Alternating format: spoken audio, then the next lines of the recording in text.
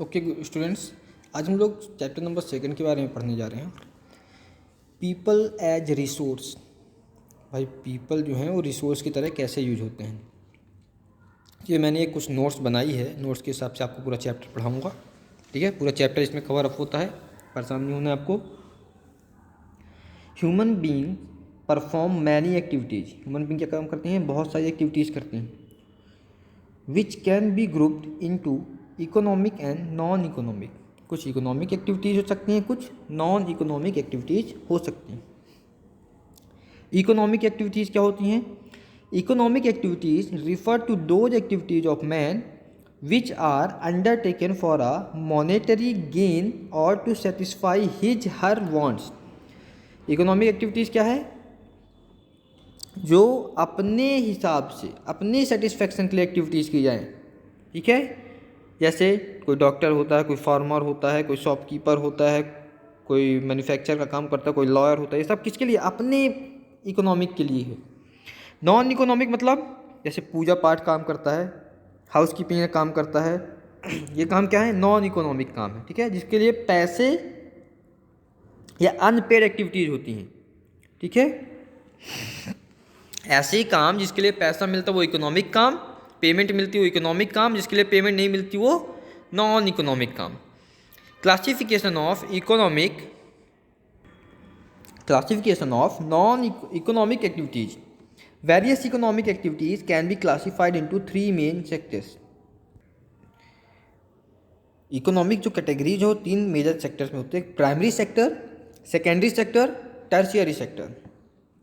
Primary sector जैसे agriculture, forestry, animal husbandry, fishing, poultry, farming, ये सब किस में है?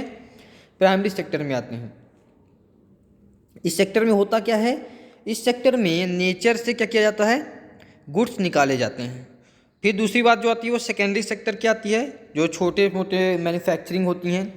ठीक है, वो किस में आती हैं? जो कंस्ट्रक्शन वर्क होते हैं ये किस में आते हैं? सेकेंडरी सेक्टर में आते हैं। और टर्शियरी सेक्टर मतलब सर्विस सेक्टर कहलाता है, जैसे transport, education, banking, insurance, health, tourism, ये सब किस में आता है? टर्शियरी सेक्शन में आता है। ठीक है, कुछ मार्केट एक्टिविटीज़ होती हैं, कुछ नॉन मार्केट एक्टिविटीज़ होती हैं। Economic activities that is production of goods and services can be classified into market activity and non market activities. अभी जितने इकोनॉमिक एक्टिविटीज़ होती हैं ये सभी मार्केट या नॉन मार्केट एक्टिविटीज़ में क्लासिफाई की जा सकती हैं। Market activities perform for remuneration. ठीक है, और सेल्फ कंजप्शन की मतलब मार्केट एक्टिविटीज़ किसके लिए होती है? पैसा कमाने के लिए होती है। खुद के लिए जो होती हैं वो नॉन मार्केट एक्टिविटीज़ होती हैं। जैसे जो मम्मी, आप लोगों के घर में मम्मी है, दीदी है, खाना बनाती हैं, कि ये खाने को पैसे कमाती हैं? नहीं, वो आप लोग के लिए है। कपड़े धोती हैं वो आप लोग के लिए है। बर्तन धोती हैं वो खुद के लिए है। सब काम वो खुद के लिए कर रही हैं, अपने बच्चों के लिए कर रही हैं। ठीक है, उससे पैसा नहीं मिलता है उनको। जो ह्यूमन कैपिटल है, ह्यूमन कैपिटल क्या होती है? Stock of skill and productive knowledge. ऐसी नॉलेज जो आपको पैसा दिलाए। जैसे कोई लुढ़ा क्या कहता है? कपड़े बना धो लेता है, धोबी बन गया तो पैसा है। कोई टीचिंग कर सकता है, टीचर है तो पैसा है। कोई डॉक्टर है, डॉक्टर की एबिलिटी थी, किसी की दवाई कर सकता है, वो क्या है? वो उसकी एक ह्यूमन स्किल है जो उसको पैसा कमाने में मदद करती है। People as a resource. अब रिसोर्स की तरह पीपल कैसे काम करते हैं? भाई बहुत सारी स्किल होती हैं, तो बहुत सारी एबिलिटीज़ होती हैं पीपल्स के पास, तो देश को आगे बढ़ाने के लिए काम कर सकते हैं। ठीक है, ह्यूमन कैपिटल फॉर्मेशन। ह्यूमन की कैपिटल फॉर्मेशन कैसे है? जितना ज़्यादा आप पढ़ेंगे उतना ज़्यादा आपसे बनेगा। जितना ज़्यादा आप पढ़ेंगे उतना ज़्यादा काम को आप लोग समझेंगे। जितना ज़्यादा काम को समझेंगे उतना काम करेंगे। जितना काम करेंगे उतना आपको क्या मिलेगा? पैसा मिलेगा। यही ह्यूमन कैपिटल फॉर्मेशन का एक प्रोसेस है। ठीक है, क्वालिटी ऑफ पॉपुलेशन। पॉपुलेशन की क्वालिटी क्या है? कुछ क्वालिटी ऑफ पॉपुलेशन मतलब लिटरेसी रेट बढ़ा चल, मतलब पढ़े लिखे लोग। कई ग्रुप पॉपुलेशन कैसे होते हैं जहाँ पढ़े लिखे लोग बहुत होते हैं, कई ऐसे होते हैं जहाँ अनपढ़ लोग होते हैं, कई ऐसे होते हैं जो कम पढ़े लिखे होते हैं। तो ये क्या है? क्वालिटी कहलाती है। बहुत ज़्यादा पढ़े लिखे हैं, बहुत ज़्यादा स्किलफुल हैं, बहुत ज़्यादा नॉलेज है, तो वो उसकी क्या है? क्वालिटी है। Role of education. एजुकेशन का रोल क्या होता है? एजुकेशन का रोल ह्यूमंस को डेवलप करने के लिए होता है, ताकि ह्यूमन अपनी स्किल को डेवलपमेंट कर सके, ठीक है। और जो इसकी जीडीपी है किसकी? एजुकेशन की। गवर्नमेंट एक्सपेंडिचर, एजुकेशन में गवर्नमेंट खर्च कर रही है, कितना जीडीपी का परसेंटेज निकलता है उसका? 0.64% खर्च करती थी कब? 1951 से 52 के बीच।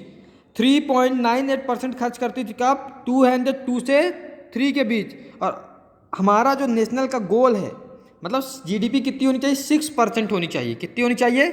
6%। अब हमने सब कुछ पढ़ लिया, तो हेल्थ बहुत इंपॉर्टेंट फैक्टर है। बिना हेल्थ के हम कुछ नहीं कर सकते, ना काम कर सकते, ना हमारी स्किल डेवलप होंगी, कुछ नहीं होगा। तो health is the most important component for human resource development, ठीक है। अब जो ये अप्रॉक्स हम बात करें 32.2 ईयर्स, कब से? 1951, ठीक है। इंडिया क्या हो रहा है? Time of birth in India रोज बढ़ा है, कब? 2001 तक 63.9 ईयर्स हो गया। तो मॉर्टेलिटी रेट क्या होता है? वो थोड़ा सा कम हो गया, मीन्स 147 से 70 हो गया सेम पीरियड पे। भाई बर्थ रेट बढ़ेगा अगर, तो मॉर्टेलिटी रेट घट जाएगा। जितना ज़्यादा बर्थ होंगी, जितनी ज़्यादा पॉपुलेशन होगी, उतना ज़्यादा यहाँ अनएम्प्लॉयमेंट भी आएगा, बेरोजगारी भी उतनी ही आएगी। तो बेरोजगारी आज की डेट में बहुत ज़्यादा बढ़ चुकी है, ठीक है। आज की डेट में बहुत ज़्यादा बेरोजगारी बढ़ चुकी, जॉब्स नहीं मिल रहे हैं। किस एज ग्रुप की बात हो रही है? ये अनएम्प्लॉयमेंट किस एज ग्रुप को बात कहा जाता है? किस एज ग्रुप को काउंट किया जाता है? 15 से 59 तक की एज जो होती है, वो अनएम्प्लॉयमेंट की एज में आती है। अगर वो काम नहीं करते तो अनएम्प्लॉयड पीपल कहलाते हैं। उसके ऊपर के काउंट नहीं होंगे और उसके नीचे के काउंट नहीं होंगे। 15 साल से जो नीचे होते हैं वो भी काउंट नहीं है, जो 60 के ऊपर वो भी काउंट नहीं किए जाते, उनका एम्प्लॉयमेंट काउंट नहीं किया जाता। Nature of unemployment India, unemployment का नेचर क्या है? कैसे अनएम्प्लॉयमेंट होता है? कुछ काम ऐसे होते हैं जो कुछ मंथ के लिए होते हैं साल में, जैसे जो फिशिंग वगैरह होते हैं, जो फार्मिंग वगैरह होती है, कुछ महीनों के लिए होती है। जैसे 4 महीने खेती करता आदमी, फिर उसके बाद साल भर अनएम्प्लॉयड होता है। फिशिंग वगैरह जब बरसात का मौसम आता है तब फिशिंग वगैरह करता है, गर्मियों में तो पानी ही नहीं रहता, तो फिशिंग कहाँ से होगी? तो कुछ ऐसे काम होते हैं जो समय समय पर आते हैं और फिर ख़त्म हो जाते हैं, मतलब सीजनल काम होते हैं। कैसे काम होते हैं? सीजनल काम होते हैं। अनएम्प्लॉयमेंट से होता क्या है? अनएम्प्लॉयमेंट से मैन पावर रिसोर्स का वेस्टेज होता है, ठीक है। मैन पावर रिसोर्स का वेस्टेज होता है। इकोनॉमिक ओवरलोड हो जाती है, इकोनॉमिक ओवरलोड होती है, मीन्स वर्किंग पॉपुलेशन किसकी? अनएम्प्लॉयमेंट की ज़्यादा हो जाएगी, तो किस में डिपेंड हो जाएंगे अनएम्प्लॉयमेंट लोग? जो काम कर रहे हैं उसमें डिपेंडेंट होंगे। मतलब अगर वो 10 रुपये में अकेला खा सकता था, तो अब 10 रुपये में 4 को खिलाएगा। Social unrest and tension, tension बढ़ती है और सोसाइटी में क्या होता है? रेस्ट, मतलब जो स्थिरता होती चाहिए वो नहीं रह जाती। किसके कारण? अनएम्प्लॉयमेंट के कारण। ओके, तो ये चैप्टर आपका यहाँ पे फिनिश होता है। समहाउ मैंने सारे टॉपिक इस चैप्टर के इस नोट्स के जरिए आपको समझाया है, समझाने की कोशिश की है। अगर आपको लगता है कि आपको कहीं पे कोई दिक्कत है, आप ज़रूर मुझसे पूछ सकते हैं। Okay students, thank you.